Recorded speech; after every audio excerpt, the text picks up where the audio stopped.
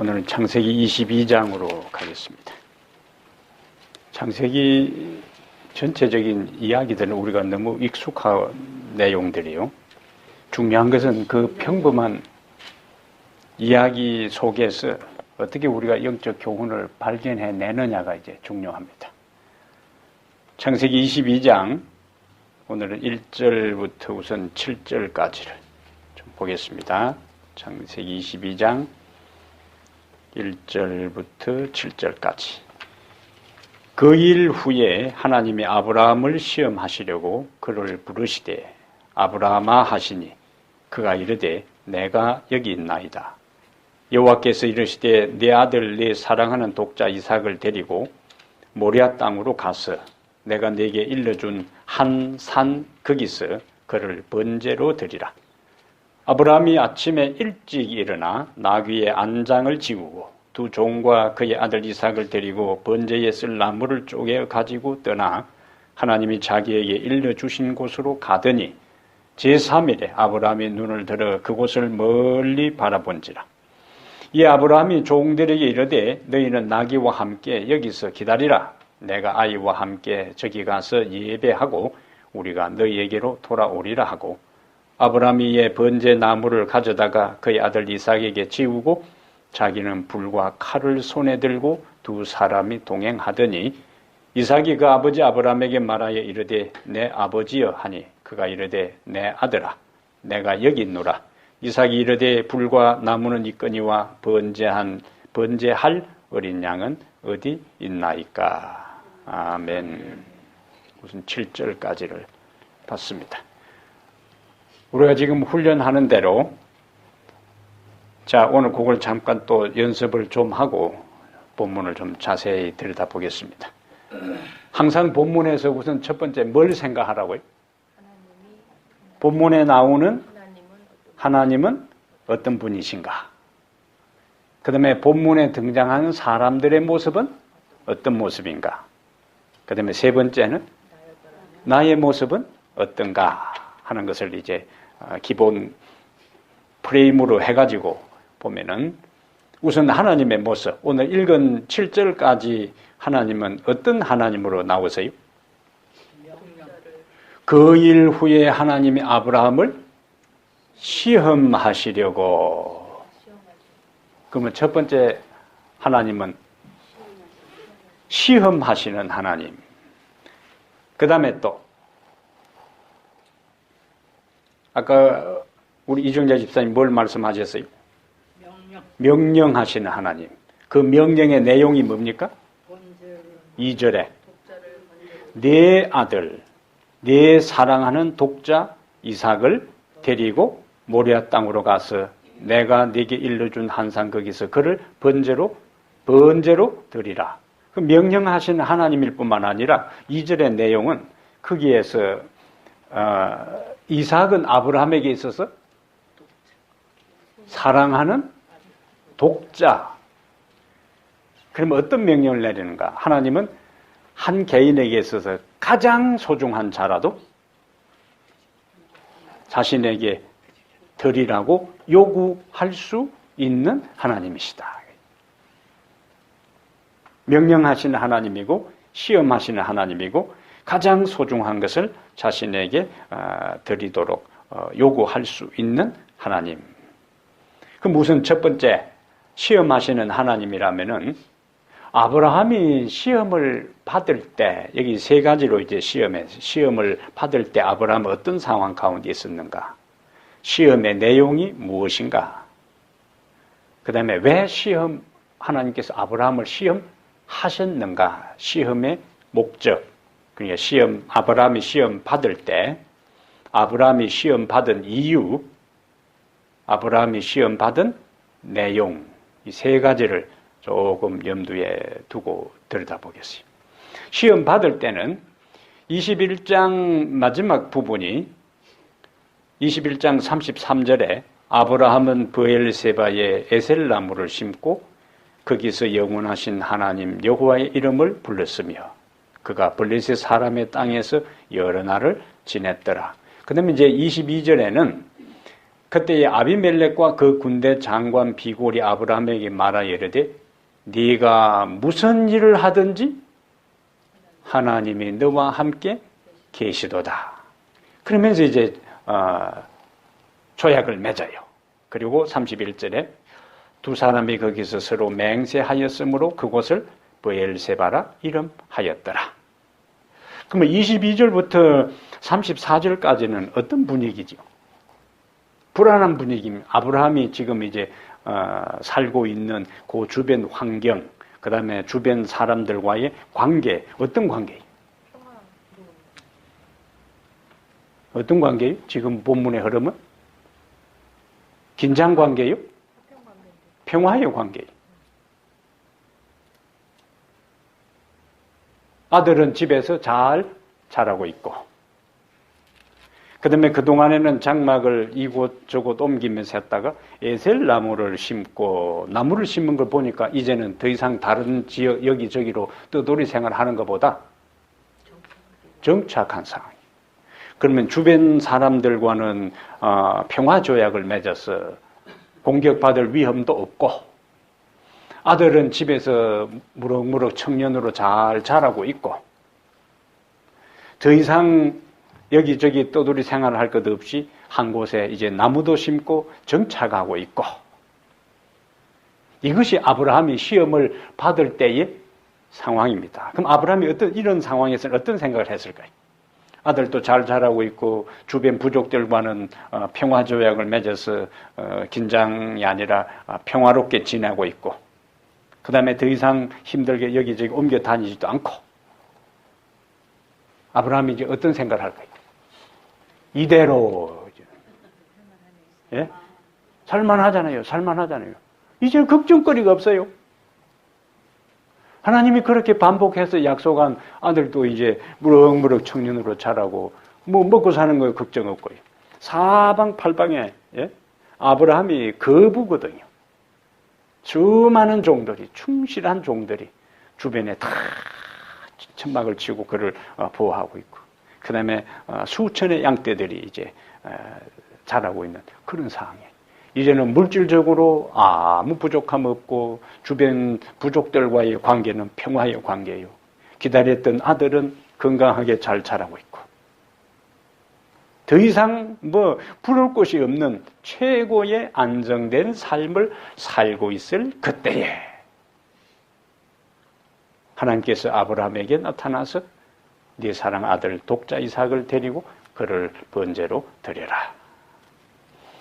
그래서 시험을 받을 때의 상황은 최고로 평화로운 시대, 안정된 시대, 이대로 하는 상황이었는데, 시험의 내용은요, 2절에 여호와께서 이르되 네 아들, 네 사랑하는 독자 이삭을, 여기 그냥 네 아들을 드리라 하는 거하고 네 아들, 그 다음에 네 사랑하는, 그 다음에 독자, 느낌이 어떨까요?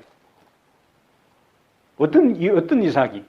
얼마나 오랫동안 기다렸던 이삭이. 그리고 그동안에 자기의 후손으로 생각했던, 자기 뒤를 이을 후계자로 생각했던 이스마엘도 하나님께서 쫓아내라고, 사라하고 갈등이 있으니까 쫓아내라고 하고, 이제는 집에 누구밖에 없는, 이삭밖에 없는 상황에 하나님께서 꼭 아픈 데를 찌르잖아요. 내 사랑하는 아들 독자 이삭을 데리고 모리아 땅으로 가서 내가 네게 일러주는 한산 거기서 그를 번제로 드리라. 자, 여기서 이제 우리가 생각할 것은 시험의 이유입니다. 왜 이 시점에서 하나님께서 아브라함에게 독자 사랑하는 아들을 번제로 드리라고 했을까? 우리가 레위기서를 읽어가면요, 레위기 1장부터 6장까지 그 제사의 종류들이 많이 나오는데, 번제는요, 가죽을 다 벗기고 다 각을 떠가지고 그걸 태우는 게 번제예요. 그냥 번제하면 별 실감이 안 나죠. 다 쪼가고 해가지고는 태우는 겁니다. 다른 사람이 하는 것도 아니고, 짐승을 하는 것도요, 그게 보통 일이 아니에요. 제가 시골에서 닭을 2번 잡아봤는데 그 다음부터 닭을 못 잡습니다. 제 후에 제 형이 형들이 다 나가버리고 설날이 됐는데 닭 잡을 사람이 없어. 제가 닭을 이제 형들 잡는 걸 본 기억을 더듬어서 닭을 잡는데 그 다음부터는 닭고기를 먹을 수가 없어.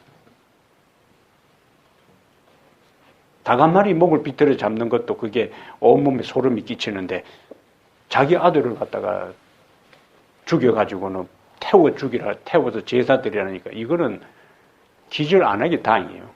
예? 그럼 어떤 질문을 던진다고요? 왜 이런 요구를 하나님께서 하셨느냐 그거를. 왜 하셨을까요? 여러분 생각에 왜 하나님께서 이런 너무나 도전적이고 충격적인 이런 아브라함은 우리가 지금까지 어떤 믿음의 조상이라고 생각했. 근데 지금까지의 삶은 그럴 본을 보여주지 못하는 거예요. 그런데 하나님은 시험을 하나 안 하나 아브라함의 마음의 상태를 다 알아요. 그래서 아브라함에게 독자 이삭을 바치라는 요구를 하나님께서 하셨을 때에 그 다음에 아브라함이 어떻게 반응할 것인지 하나님은 다 아십니다. 그럼 빤히 아시면서 뭐하러 하셨노? 이런 질문이 나올 수 있어요.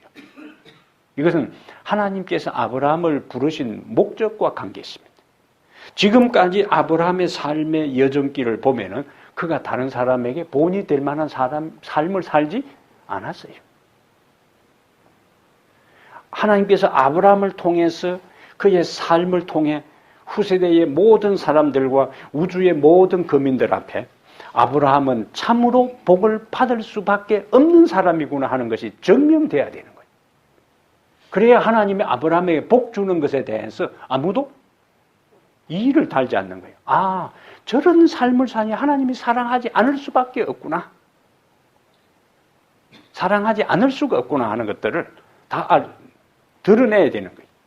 그래서 후세대에게 믿음으로 사는 삶의 정점이 무엇인가 하는가 하고 온 우주 앞에 하나님을 참으로 섬기는 것이 무엇인지를 보여주고 그 다음에 단지 이 사건은 아브라함이 자기 사랑하는 아들을 드린 그 사건으로 끝나는 게 아니고 하나님이 자신의 사랑하는 독생자 예수 그리스도를 인류를 위해서 내주실 때에 하나님의 마음을 인간들로 하여금 10,000분의 1이라도 뭐라고요? 이해하고 경험하라는 이야기죠. 그래서 독자 이삭하는 것이 요한복음 3장 16절에 하나님이 세상을 이처럼 사랑하자 독생자를 주셨으니 하는 거하고 연결되는 거예요. 그 다음에 여기 모리아산에 나중에 솔로몬 성전이 지어집니다. 그럼 성전에는 뭐 하는 거예요? 수없이 많은 재물을 바치는 것이요. 그 수없이 많은 재물이 결국 누구를 상징하는가? 십자가 위에 돌아가실 예수 그리스도를 상징한다. 그러므로 우리는 창세기 22장을 읽을 때에 그냥 아브라함이 그의 독자 이삭을 하나님께 충성해서 순종해서 제물로 드렸다. 그 차원으로 끝나는 것이 아니라 골고다 언덕에 십자가까지 연결되는 사건.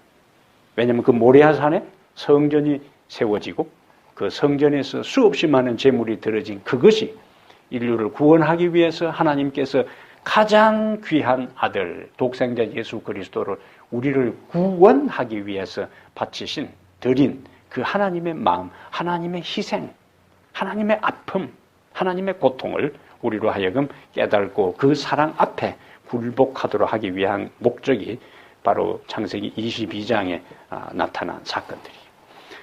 그래서 인간이 범죄한 다음에 남자에게는 아브라함을 통해서 가장 소중한 아들을 드릴 때의 그 아픔이 하나님 아버지가 아들을 드릴 때의 아픔을 경험하게 하고 여인들에게는 아이를 해산하는 고통, 잉태하는 것과 해산하는 고통을 통해서 죄의 결과로 하나님이 아들을 줄 때의 그 고통이 어떠했는가 하는 것들을 실감하게 한 거다. 여인에게는 해상의 고통이고 남자에게는 아브라함을 통해서 아들을 제물로 드리는 그 과정의 아픔을 하나님의 마음을 경험하도록 하셨다 하는 겁니다.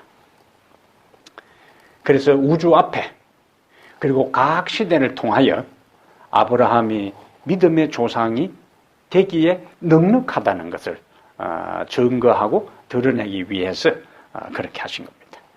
자, 신명기 8장에 잠깐 가세요. 시험의 목적이 뭐냐? 학교에서 왜 학생들이 시험을 쳐요? 알고 있는 것이 무엇이며 모르는 것이 무엇인가 그걸 확인하는 것이 시험이요. 시험. 무엇을 알고 무엇을 모르는가 하는 것을 확인해서 아는 것은 확실하게 하고 모르는 것에 도전을 받아서 더 열심히 해가지고 더 많은 것을 알고 성장하도록 하기 위한 것이 시험의 목적이에요. 우리가 성경 통독의 말씀 묵상을 이제 하는데 말씀 묵상을 하기 전에는 성경에 대한 말씀 묵상을 해보니까 성경의 내용을 내가 너무나 피상적으로 알고 있었다 거예요. 예?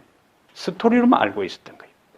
근데 이걸 통해서 그 내용들을 묵상하면서 내가 얼마나 성경을 깊이 있게 들여다보지 못하고 호미로 긁고 있었는가 하는 걸 이제 포크레인으로 파내야 되는 걸 갖다가 호미로 겉에만 긁었다는 이야기. 보존받습니다.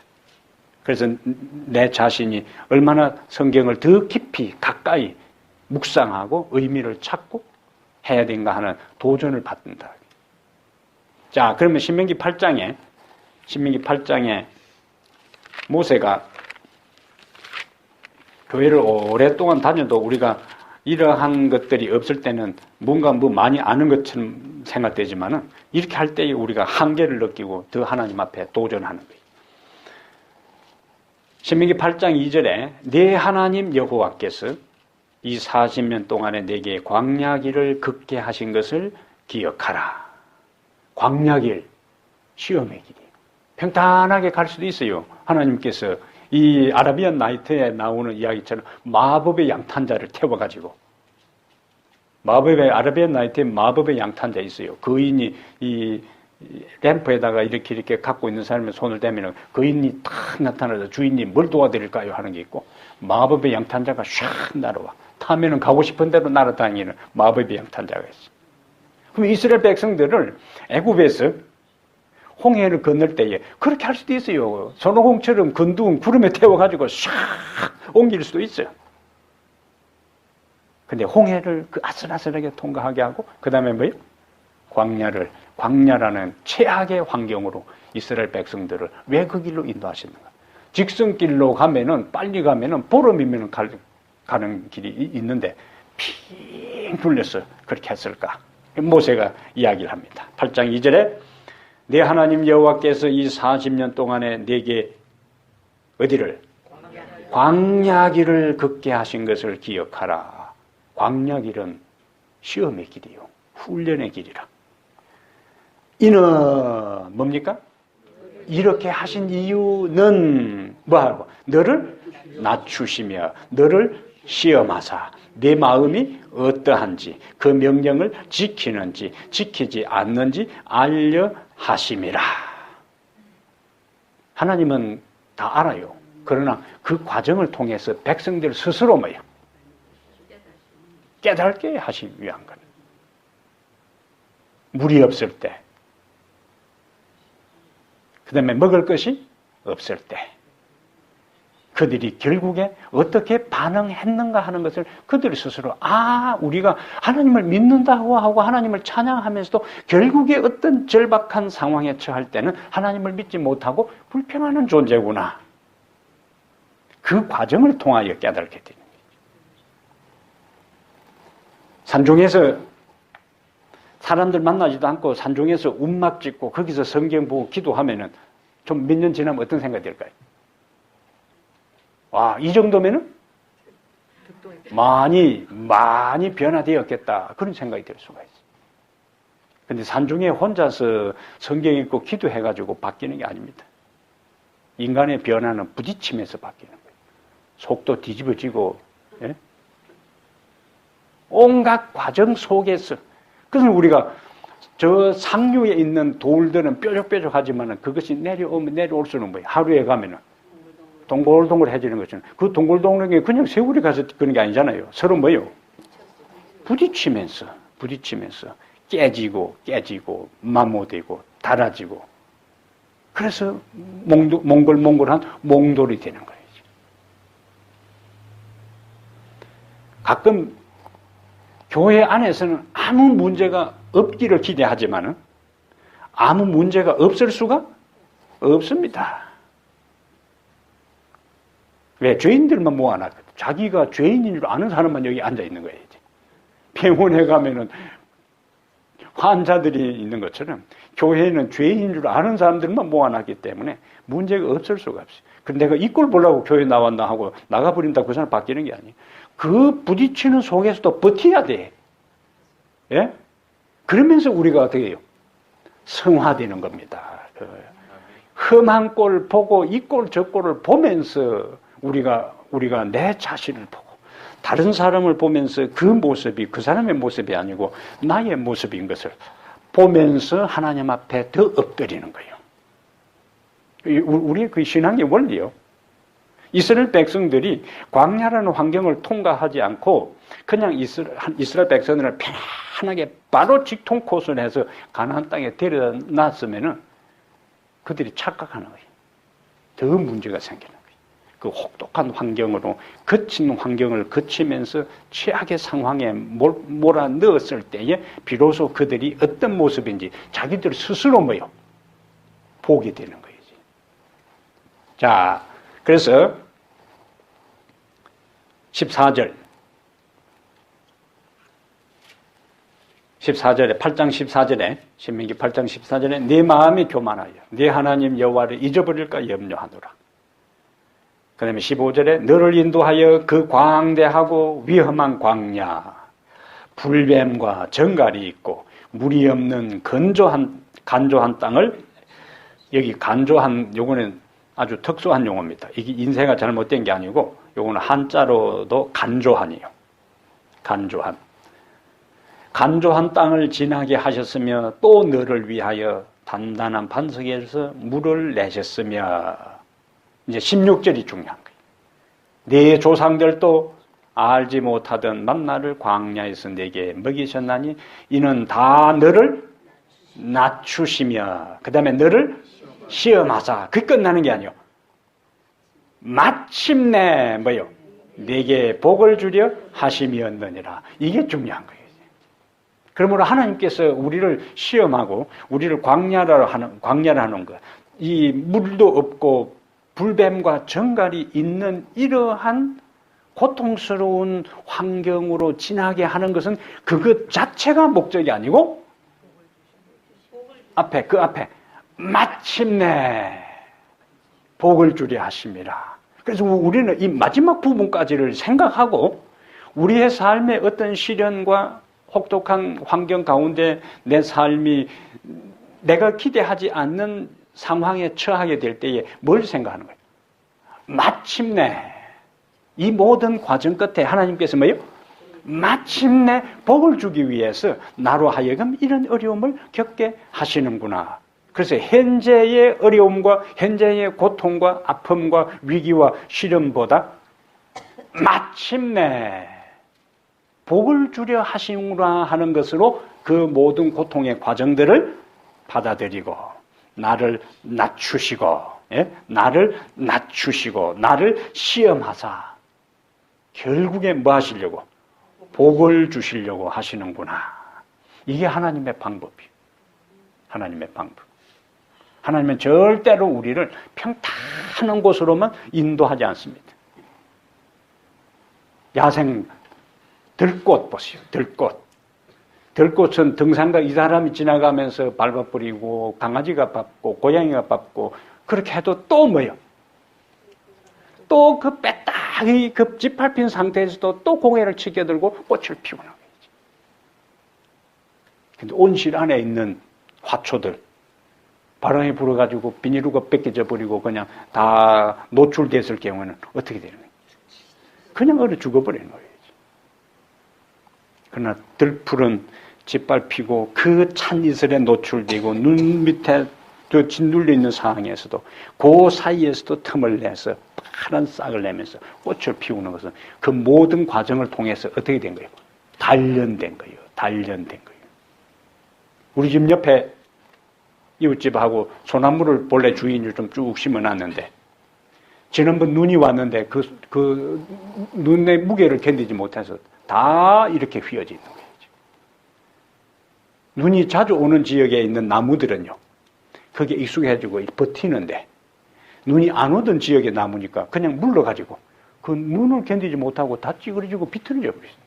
일부는 지금 제가 눈을 다 틀어줬는데도 올라올 생활을 못하고 이러고 있는 거 퍼대져가지고. 평소에 어떻게 안 돼요? 단련이 안 되죠, 단련이. 눈이 많이 오는 지역에는요, 딱 버티고 있는 거야. 그래서 우리의 삶에 항상 평탄한 것만 종이야. 하나님께서 그래서 딱 봐서 항상 저 상태로 있다가는 작은 시험과 미풍해도 안 되겠다 싶을 때는 때로는 하나님께서 우리로 하여금 참 고통스러운 과정으로 몰아붙이는 거예요.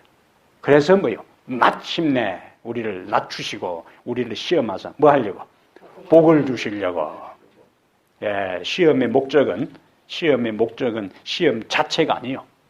하나님께서 우리에게 하시는 시험의 목적은 마침내 복을 주시기 위한 것이니까 나에게 어떤 어려움이 있고 고통이 있다 하면은 뭘 생각하는 거예요? 아, 하나님께서 마침내 복을 주시기 위한 것이구나 하고 그 상황을 긍정적으로 해석하고 받아들여야 되는 거예요. 예?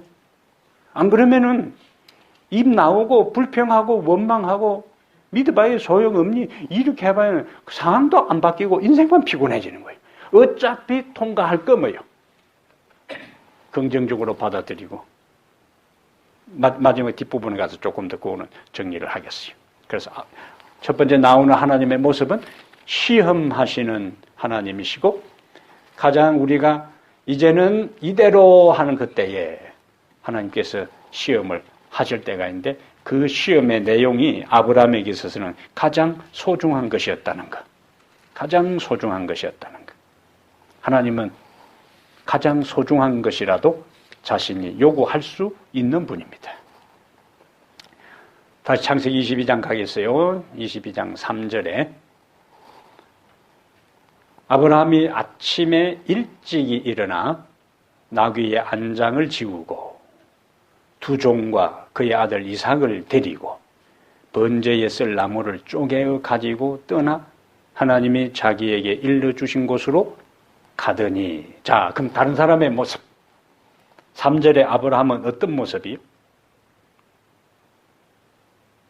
3절에 나타난 아브라함의 모습은 순종하는 모습. 그 다음에 좀 자세히 들여다보세요. 아침에 일찍 일어나. 성경은 그냥 아브라함이 순종했다 이렇게 하지 않고 아침에 일찍 일어나 그 다음에 나귀의 안장을 지우고 두 종과 그의 아들 이삭을 데리고 번제에 쓸 나무를 쪼개어 가지고 떠나 이렇게 했어요. 어떤 모습이?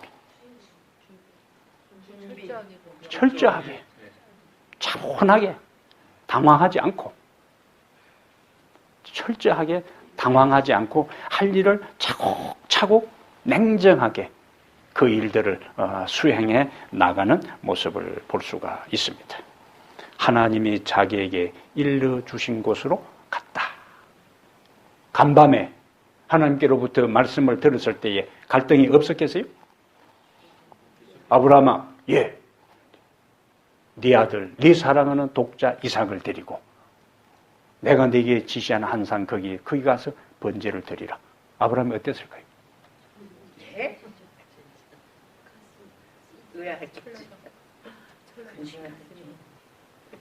이거는 뭐 표현할 수가 없죠. 세 가지 측면에서 그 갈등을 좀 보겠어요. 그 이야기를 들었을 때 인간적으로 볼 때 몇 살의 아들을 이삭을 얻은 아들이 100살에 여기 나오는 대로 사랑하는 이삭이야. 독자 이삭이요. 믿음으로 살아온 인생의 공든탑입니다. 근데 공든탑은 무너지지 않는다는데, 예? 믿음의 공든탑이 지금 차라리 뭐요?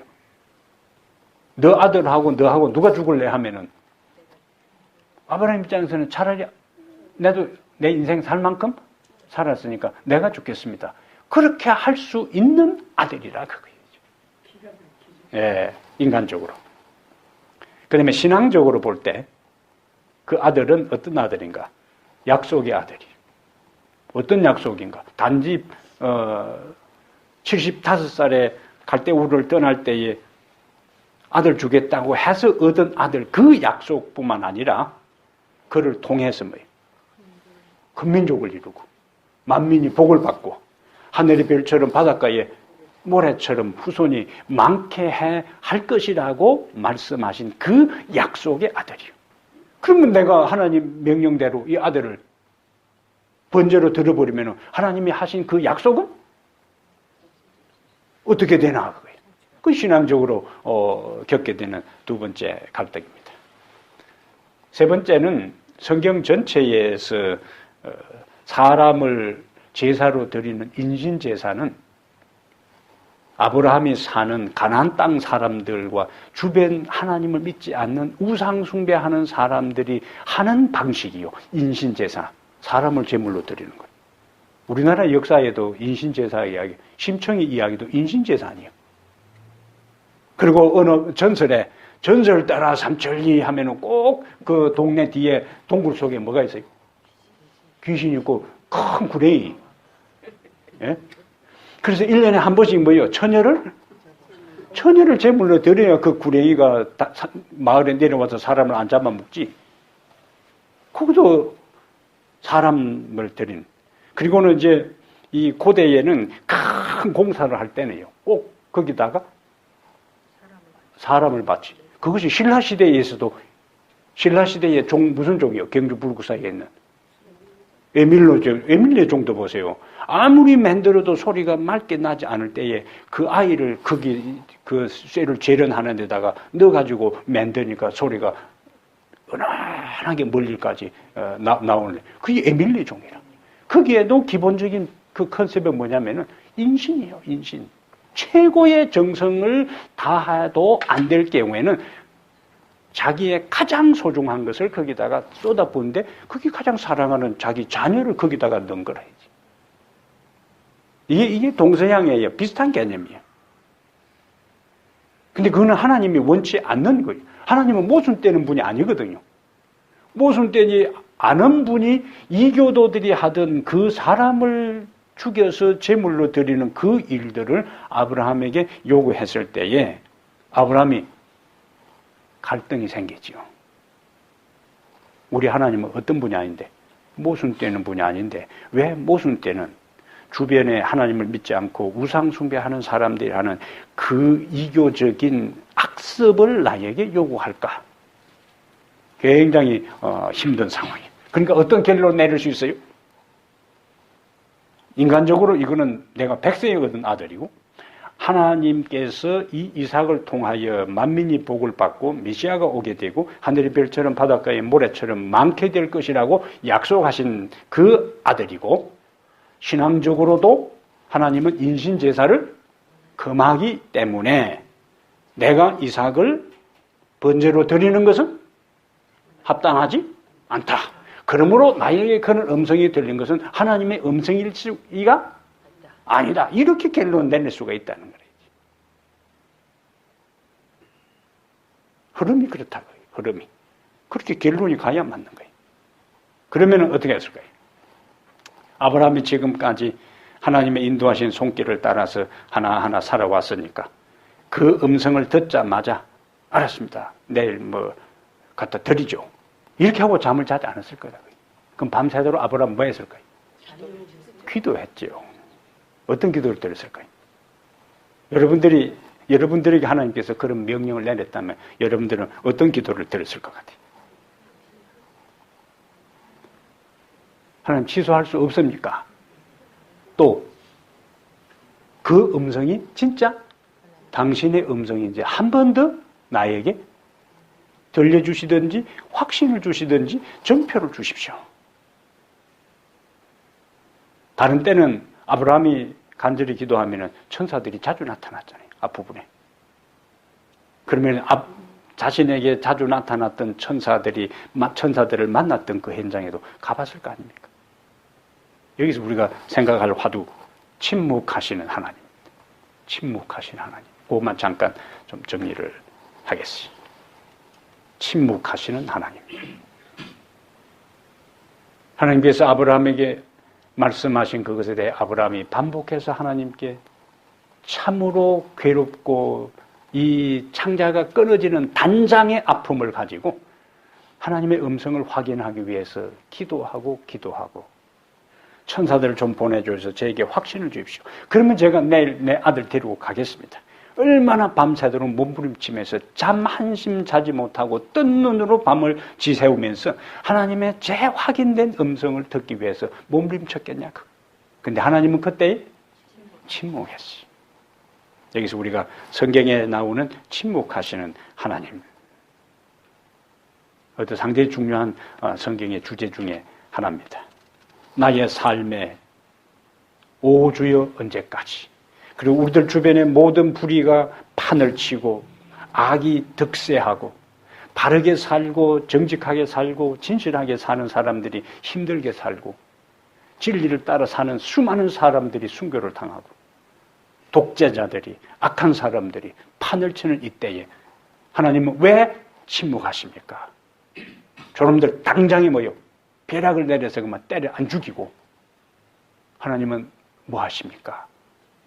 하나님은 그때에 침묵하실 때에 우리는 성경적으로 아브라함의 삶 속에서 그렇게 하나님께서 간구해도 침묵하신 그 하나님의 모습을 우리들 개인과 역사를 통해서 많이 겪고 갈등을 겪습니다.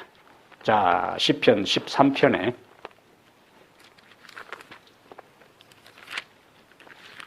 우리가 지금 뭘 좀 생각하자고요?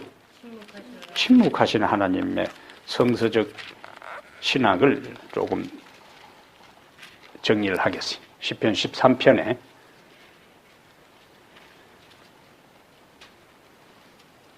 하나님이 뭘 하고 계시는가 하는 그 침묵하신 하나님에 대한 갈등은 성경에 나오는 신앙의 인물들도 그런 갈등을 겪었어요. 13편 여호와여 어느 때까지니까 나를 영원히 잊으시나이까 주의 얼굴을 나에게서 어느 때까지 숨기시겠나이까 나의 영혼이 번민하고 종일토록 마음에 근심하기를 어느 때까지 하오며 내 원수가 나를 치며 자랑하기를 어느 때까지 하리까 여호와 내 하나님이여 나를 생각하사 뭐하고 응답하시고 이렇게 하는 걸 보니까 아직까지 하나님께서 뭐 침묵하시고 반응하지 아니하시고 응답하지 않은 거예요.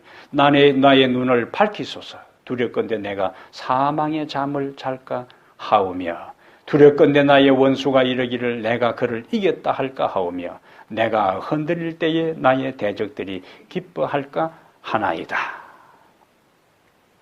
다윗이 살았던 삶은 참 암담한 삶이었잖아요.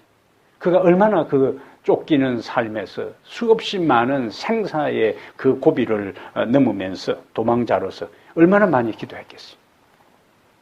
어떤 때는 완전히 적국의 포로로 다른 그를 죽이려고 하는 사람들에게 포위된 상황이었어요.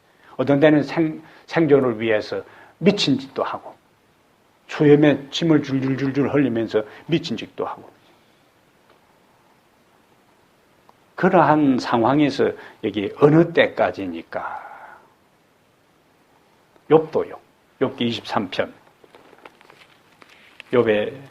욥의 처한 상황을 우리가 머릿속에 생각하면서 욥기 23편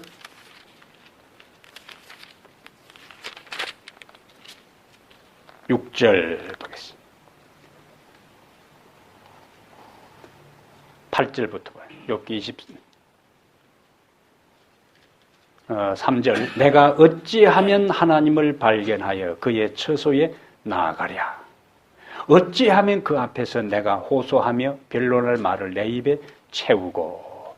그 다음에 8절에 그런데 내가 앞으로 가도 그가 아니 계시고 뒤로 가도 보이지 아니하며 그가 왼쪽에서 일하시나 내가 만날 수 없고 그가 오른쪽으로 돌이키시나 배울 수 없구나. 만날 수 없고 이때 여비 얼마나 힘들겠어요. 근데 아까 신명기 8장에 광야를 가게 하시고 물이 없는 곳, 뱀과 정갈이 있는 곳을 중에 너를 낮추사, 너를 시험하사 마침내 복을 주려 하심이라 한 것처럼 이거 똑같은 패턴이요. 자, 왼쪽에서 있는 내가 만날 수 없고 오른쪽으로 돌이키나 배울 수 없구나. 보이지 않는다. 근데 10절에 그러나 내가 가는 길을 그가 아시나니 그가 나를 단련하신 후에는 내가 정금같이 순금같이 되어 나오리라. 이게 욥의 위대한 신앙 고백이에요.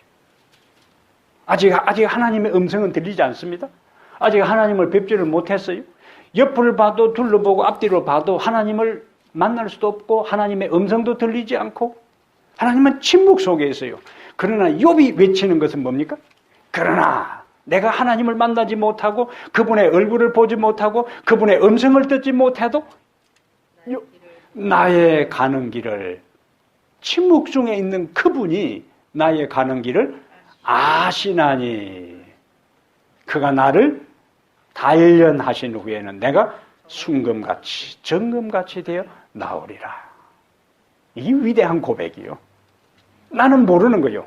내가 가는 길을 그가 아시나니. 욥은 지금 자기가 처해 있는 이 상황에서 자식들 다 죽어버리고 하루아침에 가지고 있는 재산 다 날아가 버리고 자기는 육체적으로 병들어 있고 아내는 하나님 저주하고 죽으라 그러고 친구들은 와가지고 네가 못된 짓 했으니까 하나님 앞에 벌 받으니까 회개하라고 몰아칠 그때에 앞으로 그의 운명이 어떻게 될지 그는 몰라요. 그러나 그가 아는 한 가지는 뭐냐? 하나님이 내가 가는 길을 아신다는 그것은 그가 알았기 때문에 그가 나를 단련하신 후에 내가 정금같이 나오리라. 이게 욥다운 신앙의 고백이에요. 우리가 우리의 가는 삶에 대한 걸 우리가 모른다 할지라도 알 수 없다 할지라도 우리가 아는 것은 내가 가는 길을 누가 아신다? 하나님이 아시고 내 고통의 이 과정, 시련의 과정을 이 엄청난 어둠의 터널을 통과하고 나면은 하나님이 나를 단련하실 것이라고 하는 사실을 우리가 알고 신앙적 고백을 하는 것이 위대한 믿음의 삶이라는 거예요. 그때 하나님이 침묵할 그때에도 하나님이 침묵할 그때에도 이것은요 하박국 1장에도 똑같은 게 나타나요. 하박국서를 기록할 때의 상황은 바벨론이 유다를 침공할 그때의 상황. 하나님의 백성들이 바벨론에 의해서 죄인들에 의해서 우상 숭배자들에 의해서 하나님을 믿지 않는 악인들에 의해서 하나님의 백성이 고통을 당하고 하나님의 성소가 유린당하고 포로로 잡혀가고 약탈당하고 하는 이러한 때에 하박국이 갈등에 빠진 거예요. 하나님 어디 계십니까? 하나님 뭐 하십니까? 근데 하박국 3장에 가서 위대한 고백이 나옵니다. 비록 무화과 나무가 무성치 못하며 포도나무에 소출이 없으며 우리의 양이 없으며 외양간에 소가 없을지라도 여호와를 인하여 감사하고 기뻐하리라. 예? 그러한 감정이 언제 터져나오는 거라고요? 하나님이 침묵하실 때에. 하나님이 침묵하실 때에. 이것이 마지막 시대를 살아가는 우리가 고백해야 할 신앙의 고백입니다. 모세에게 있어서 모세가 미디안 광야로 도망간 다음에 그가 그의 양떼를 이끌고 시내산 기슭으로 지나갈 그때까지 하나님께서 모세에게 나타난 기록이 없어요. 그동안에 하나님은 모세에게 성경적으로 보면은 그에게 뭐 한 거예요? 침묵한 거예요. 잘 나가던 사람이에요. 원래부터 밑바닥 인생을 산 사람은 그런 상황에 처봐요. 그냥 그들이 받아들여요. 운명이 이러니 하고. 그러나 그는 잘 나가던 상황이에요. 패자였어요. 당대 최고의 나라의 왕 계성 영순위에 있던 사람이 하루아침에 도망자로서 전락해서 그것도 자기가 잘못한 것도 아니고 동족 살리려고 한 그것 때문에 동족이 언제는 죽이더만 내까지 죽이려고 그래요? 따져보면 잘 알려고 이 세상의 일들이요. 내 선한 동기가, 내 선한 목적이 주변 사람들에게 항상 인정받고 그 사람들이 공감해 주는 게 아니라는 거예요. 누굴 보니까? 모세가 자기를 위해서 그랬어요. 동족 살리려고 동족을 못되게 하는 사람을 쳐 죽이고 그 다음에 동족끼리 붙어가지고 싸우니까 왜 싸우냐 하는데 언제 당신이 우리 재판장이요? 어제는 애굽 사람 쳐 죽이더만 오늘 우리 때려 죽이려고 그래? 참 세상에요. 분통 터지는 일들이 한두 가지가 아니에요. 그 상태에서 밑바닥으로 떨어져 가지고 막장 인생이 돼 가지고 최고의 자리에서 하루아침에 도망자로 전락했어요. 그 광야에서 양떼 몰고 다니는 모세의 삶 생각해 보세요. 얼마나 충격이었나.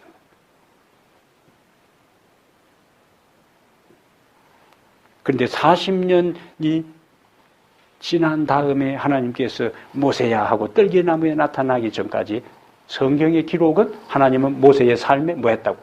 침묵했어요. 그 과정을 통하여 그를 훈련시킨 겁니다. 종종 이야기하지만은 만약에 모세가 그런 훈련의 과정을 거치지 않았으라면 애굽에 있던 그 성질 그대로 있었으면 40년 동안 얼마나 많이 때려 죽겠어요. 예? 최고의 무술을 배웠고 성질 못 이겨가지고 이무자식 너 좀 나와 하라고 해도 다 때려 죽였을 거 아니에요. 그것을 40년 동안 하나님께서 뭐 한 거예요?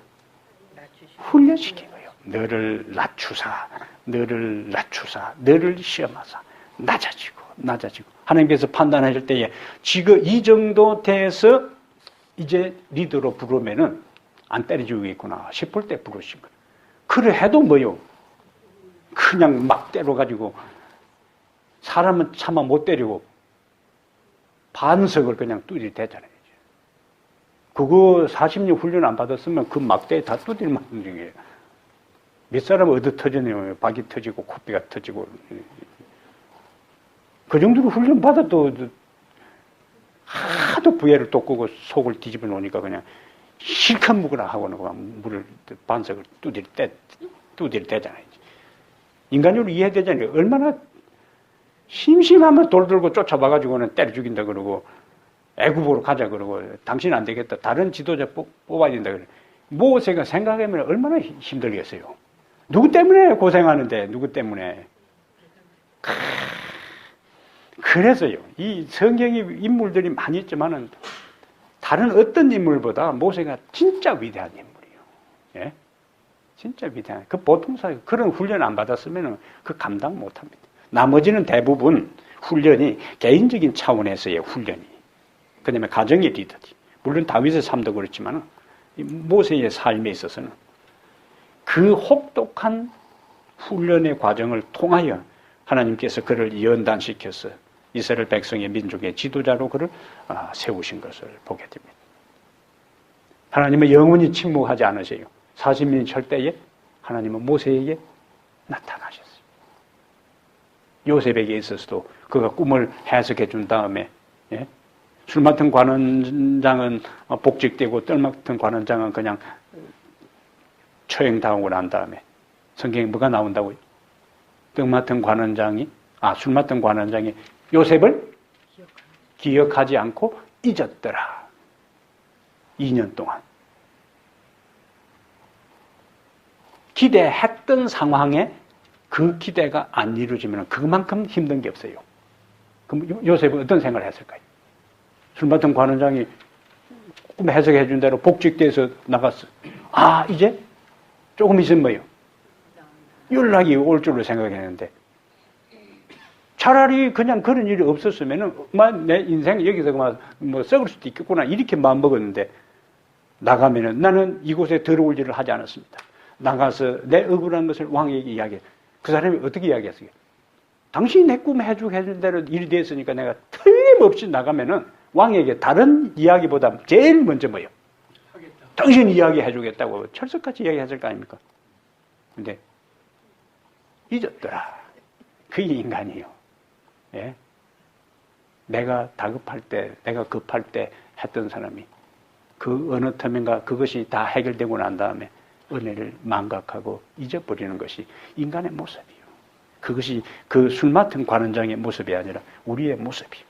하나님의 은혜에 대해서, 예수 그리스도의 은혜에 대해서 내 인생에 힘들고 고달프고 어려울 때에는 하나님 살려달라고 그렇게 했던 사람들이 그 고통의 과정을 지나고 난 다음에는 까마득하게 하나님을 잊어버리고 내 잘나서 인생 살아가는다고 하는 그 모습이나 술 맡은 관원장의 모습이나 뭐가 다를 바 있냐 그거예요.